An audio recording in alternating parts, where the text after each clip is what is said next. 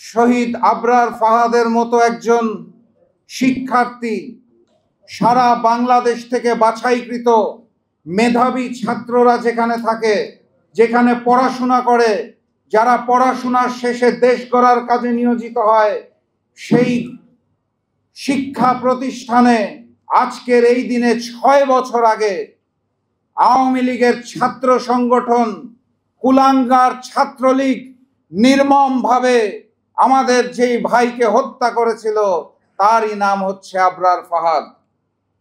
আবরার ফাহাদের অপরাধ কি ছিল সেটা আমরা বারবার চিন্তা করেছি, বারবার ভাবতে চেয়েছি। আবরার ফাহাদ কি কোনো ষড়যন্ত্র করেছিল? আবরার ফাহাদ কি কোনো নীল নকশার অংশ ছিল? আবরার ফাহাদ কি বাংলাদেশ বিরোধী কোনো কার্যক্রম করত? নাকি আবরার ফাহাদ ছিল সেই সুসন্তান যে ক্যাম্পাসে তার ভাইদেরকে নামাজ পড়তে যাওয়ার আগে নামাজের জন্য আহ্বান জানাতেন? এটাই কি ছিল আবরার ফাহাদের অপরাধ? আবরার ফাহাদের অপরাধ কি সেটাই ছিল? কোনো রাজনৈতিক সংগঠনের অংশ না হয়েও তিনি তার ব্যক্তিগত ফেসবুকে মনের ভাব প্রকাশ করেছিল, সেটাই ছিল সম্ভবত তার অপরাধ। যেই বাক্য চয়নের মাধ্যমে আবরার ফাহাদ ভারতীয় আধিপত্যবাদ এবং ভারতীয় আগ্রাসনের বিরুদ্ধে কথা বলেছিল, এই অপরাধে সেই সন্ত্রাসী সংগঠন ছাত্রলীগের নেতাকর্মীরা শেখ হাসিনাকে তুষ্ট করার জন্য, হিন্দুস্তানকে তুষ্ট করার জন্য শিবির কর্মী বলে নির্মমভাবে পিটিয়ে সেদিন আবরার ফাহাদকে হত্যা করেছিল। এটাই হচ্ছে বাস্তবতা, এটাই হচ্ছে নির্মম সত্য।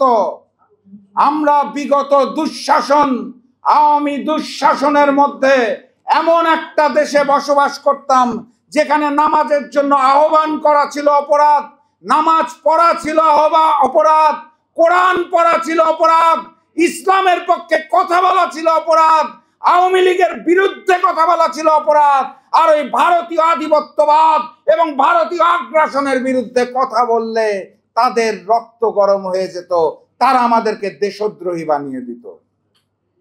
আমি আজকের এই দিনে মহান রব্বুল আলামিনের দরবারে দোয়া করি এবং আপনাদের আহ্বান জানাই, আপনারাও দোয়া করবেন যাতে মহান রব্বুল আলামিন আবরার ফাহাদকে শহীদি মৃত্যু কবুল করে এবং বেহেশতের উচ্চতম স্থানে তাকে জায়গা করে দেয়। আমিন সুম্মা আমিন।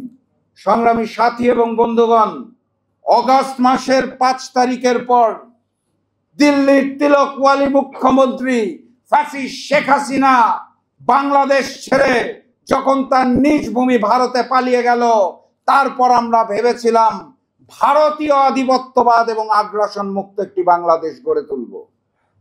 অত্যন্ত দুঃখের সাথে বলতে বাধ্য হচ্ছি, যখন আমরা বলেছিলাম সংবিধানকে বাতিল করতে হবে, 72-এর ওই আওয়ামী হিন্দুস্তানি সংবিধান আমরা রাখবো না, তখন অনেকেই আপত্তি জানিয়েছিলেন বড় দলের তকমা নিয়ে।